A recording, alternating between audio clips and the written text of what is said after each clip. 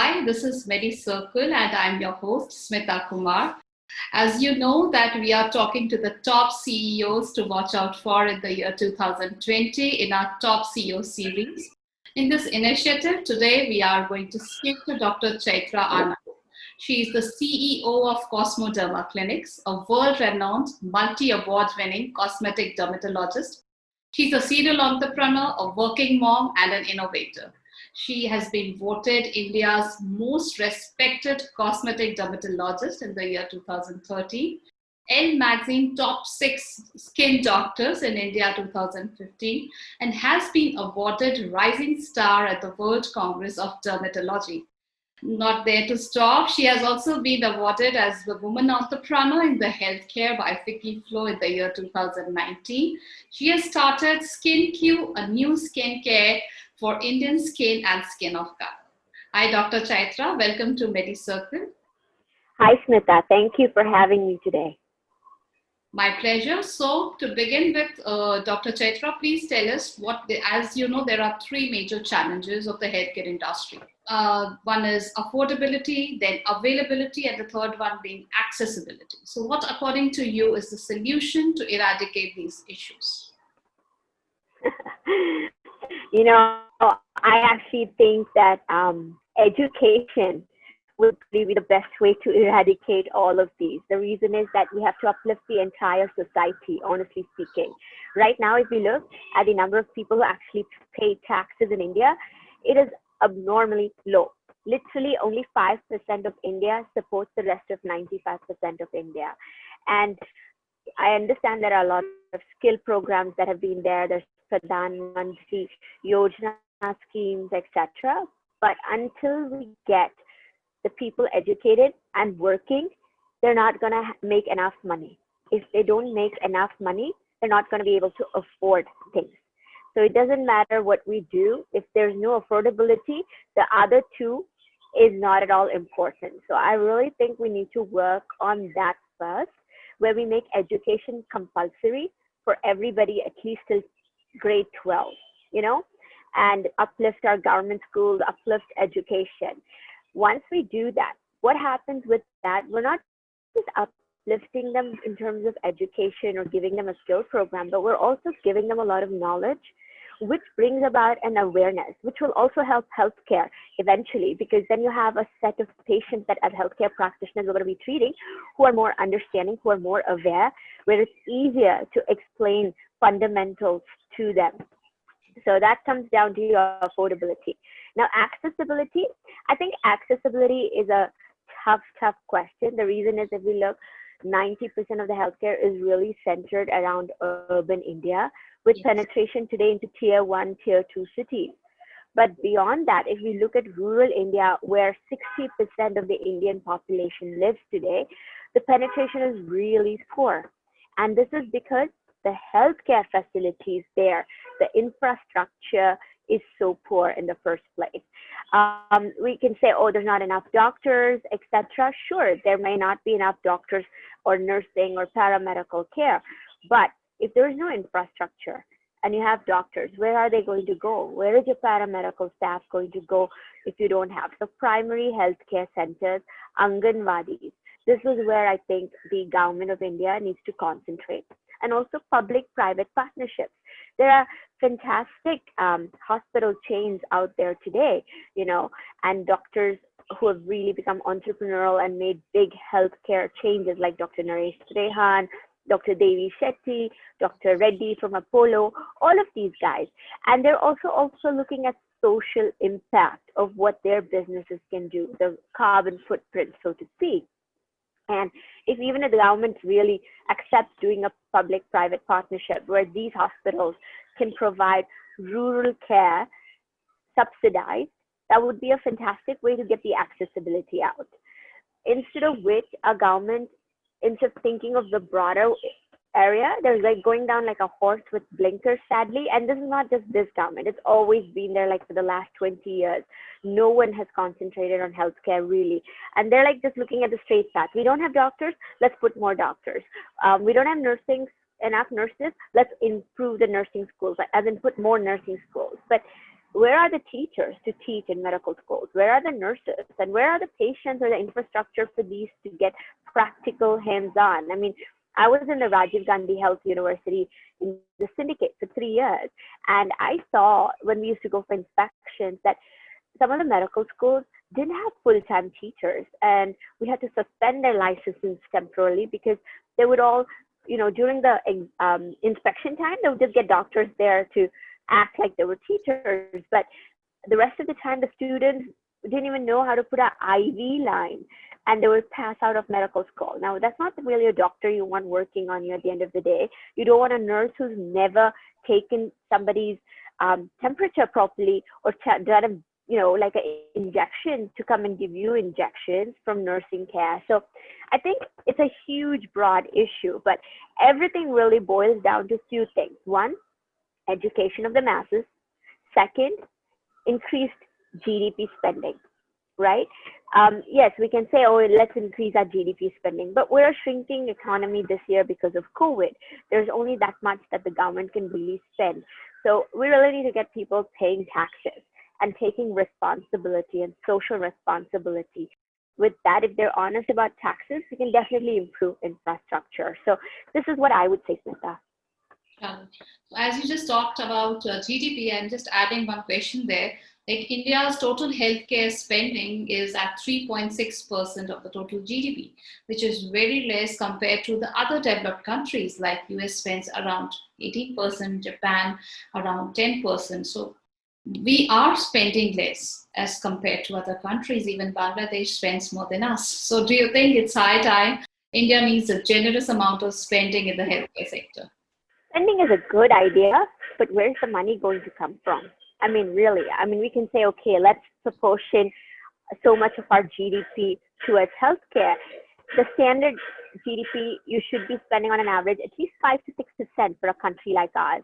And you said developed countries, but even developing or underdeveloped countries are spending way more than we are on healthcare. It is a very neglected sector. But we have so much spending to do as such. Like even our road infrastructures are still not ready. Just now, with Swachh Bharat, we've been able to get toilets into rural India. For the longest time, it was open defecation. And I think putting that GDP there, whereas putting it in healthcare, overtakes, right? And it's like a weighing scale, and you've got to balance them out. Same thing. If you have so much GDP, are you going to put it towards education? Then, of course, you always see all of this loan waivers. Where is the loan waivers coming from? They're coming from shrinking of our GDP. So if you proportion, let's say 5% of India's GDP towards healthcare, and then you've given a loan waiver of thousands of crores, where's the money left to spend anywhere else? Yes. And then even defense spending is less in India, not just healthcare. So I think sadly, we can always say spend more, but unless we make more, where are we going to spend from? So here is where I always am in support of getting, like, we have CSR activities, right? Corporate social responsibilities. As an entrepreneur yourself, you know that. So I think as a part of a CSR, maybe get like healthcare companies with a certain turnover to spend a part of their CSR or the entire CSR in rural healthcare development, in rural healthcare setup, and then use that fund directly there and give some tax rebates. So that way you have direct at source, workings there, because the government's not going to be able to manage it at the end of the day. I mean, they're not even doing a good job with government schools right now. Nobody wants to send their kids to government schools, sadly. And so why would anybody want to go to a government hospital? Only because they can't afford any other health care. So I think this is what we need to look at. Sure. So Dr. Chytra, how has your journey in the healthcare industry been? Of course, you have got so many awards and your work has been praised throughout your entrepreneurial journey, but there might be some ups and downs. So tell us about them. I've been very fortunate, but I always believe that if you work really hard, if you're working towards a goal and you have honest intentions, good things will happen. That's my mantra, really. And I do believe in karma. So I think it's important to look at it this way. But I always tell everybody that, success is not instantaneous. It takes time. So and today youngsters have, when I mentor a lot of female entrepreneurs and stuff in this space, I see everybody who has like, in 1 year I'm going to hit this, in 2 years I'm going to hit that, 3 years I'm going to hit that. And you're like, okay, to hit that, what are the goals? So, I always say start with an idea, a goal of where you want to go, and then work backwards and get a plan in action and work towards it. It's very easy to get distracted, especially for female entrepreneurs, because in our life cycle, we're so many things. You're a daughter, you're a daughter-in-law, then you're a wife, you're a mom, and then you become like a mother-in-law. There's so many things happening in our life cycle. And especially when you have the whole responsibility as a mother, it can be very distracting to a full-time working professional. And so we have to get really smarter with the way we work, and we have to be really focused. And there's no time to waste, because whatever extra time you have, you want to spend with your kids. So I think stuff like that, like you yourself were saying that you have a kid and how things change. So I think this is what I always tell people, that, work hard towards your goal. You'll achieve it. Maybe not in 2 years, if possible, but you will get there. But stay the course.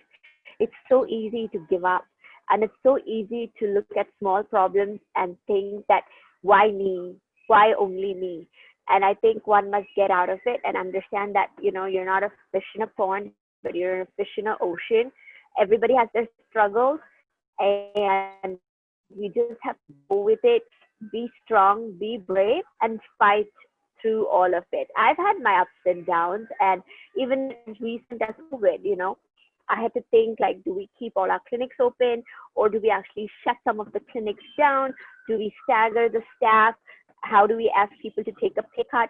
These are all real-time problems. And of course, people didn't want to take pay cuts, and you have to talk to them about how it's important in this COVID scenario, because none of us knew how to predict. I mean, nobody predicted that your 2020 balance sheet, 2021 balance sheet is going to look like this with a COVID hat. Yeah. But we all have to gear up and, get back to work. Yeah. So that's how it is. And, I think some of the problems that I think can be out is system problems. Something as small as getting like a trade license, as a health inspector coming and inspecting your facility. These are you should not really be having issues with. A lot of it has become online now, that I've seen in the last 14 years in my journey as an entrepreneur. But the smallest things are the toughest things in India. The big things are actually easy. It's the small nitty gritty things. And for unnecessary reasons, they make it so complex. So I think it needs a system revamp. And also, like something like telemedicine, right? Till COVID hit us, telemedicine was actually illegal in India. I mean, think about it. In 2020 February, the courts would not accept telemedicine, and you could be having a medical legal consequence. And because of COVID, the government suddenly brought it about. And I'm like, if you brought it out in 2015, 2016, telemedicine is the way that rural India can get medical care, because all they need is their phone. And today, the penetration of Flipkart and Amazon in India will tell you that, rural India is one of the highest spending on e-marketplaces. And that will tell you that with that, what happens is that everybody has access to phone. In fact, every Indian has literally 2 cell phones, according to the telecom data.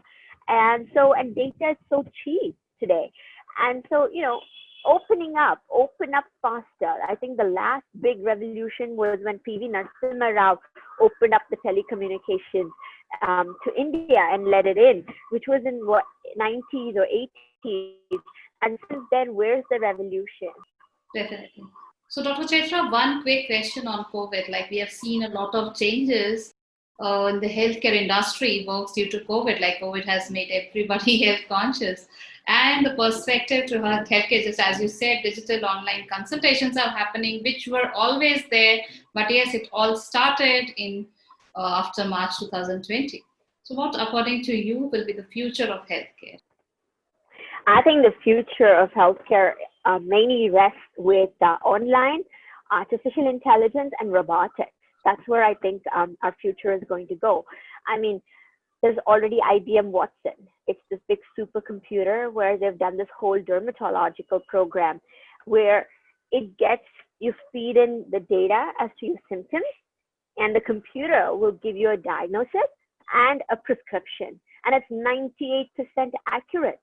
That is an amazing feat. And then in radiology, also, you already have AI coming into it, where they've fed the CT scan reports, MRI reports, and AI can actually read and decipher their scan reports. And it's about 96.8% accurate, 2% more accurate than humans.